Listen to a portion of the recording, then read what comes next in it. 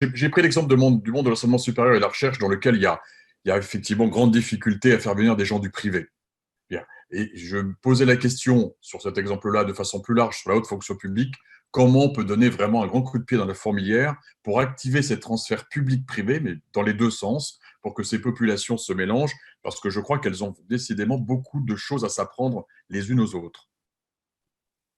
Moi, je crois que effectivement, c'est un enjeu de nous assurer que ceux qui conçoivent les politiques publiques et qui les mettent en œuvre connaissent bien la réalité de ceux à qui c'est destiné.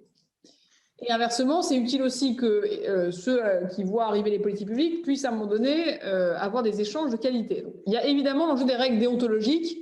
Je pense que sur ces sujets-là, on a un cadre qui est très rigoureux, qui est très suivi et qui nous permet de mettre ça, j'allais dire, de côté, pas au sens où c'est secondaire, mais au moins on a un cadre.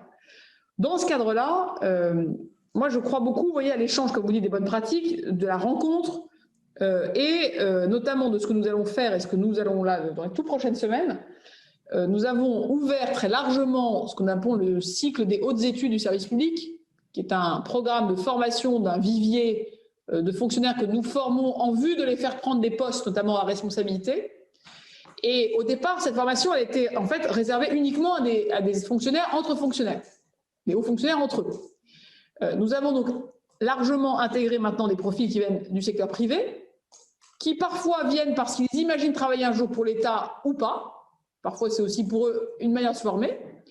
Nous y avons intégré des administrateurs territoriaux, parce que c'est aussi un enjeu de pouvoir former une génération de ceux qui aident les collectivités, les métropoles, les régions, les départements et ceux qui font vivre l'État. Et c'est par aussi cette formation continue et ces viviers communs aussi qui sont animés que nous pouvons faire des choses. Après, moi, je vous le dis, je pense que nous avons créé un cadre aujourd'hui qui permet de sortir de la fonction publique et d'y revenir, notamment avec des périodes de 5 ans plus 5 ans quand vous appartenez à un certain nombre de corps. C'est pour moi très important que nous respirions et que nous intégrions des compétences en fonction de nos besoins. Ça veut aussi dire qu'il faut que notre gestion des RH, pour parler un peu en langage du secteur privé, soit bien meilleure à l'intérieur de la fonction publique, pour que nous puissions suivre les parcours, suivre les carrières, comprendre les besoins de formation, mieux accompagner les individus et pas seulement gérer des cohortes dans des corps. C'est ça la plus grande révolution, j'allais dire, collective à mener. Donc, je peux vous dire qu'à partir d'un nombre d'étapes, nous y attaquons. Mais il est évident que quand je vous dis que le troisième étage de la fusée de la réforme de la haute fonction publique, c'est la gestion des carrières, il y a la gestion des carrières pour les personnes, mais aussi l'infrastructure de gestion des carrières que nous devons mettre en place.